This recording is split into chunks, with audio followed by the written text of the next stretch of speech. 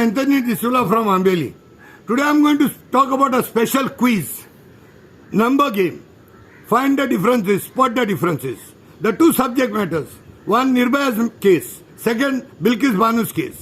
In case of Nirbhaya, Nirbhaya was one who was raped and murdered. And many were arrested, but 4 were definitely hanged with special gallows. They refused to even have the last meal. They refused to even have their 2 clothes that were given before their hanging. In case of Nirbhaya, the whole of nation was awake and was in full emotions. There were thousands of Anna Hazares. The media was fully active, fully charged. In case of Nirbhaya's case, the government acted quickly.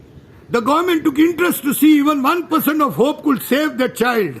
She was even flown to outside the nation for treatment.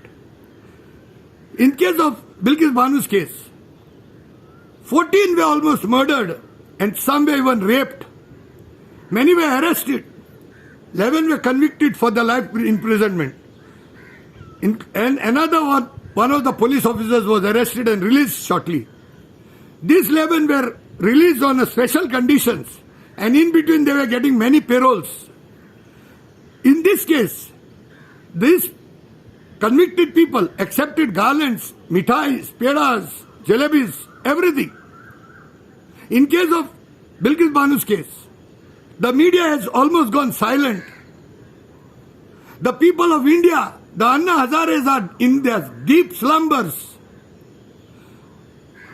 This type of matters, where the government here has not shown much initiative to see the proper justice was done, but acted overtly or covertly to see that the release is given by not even following some of the laws. That's what the media is saying, some of them.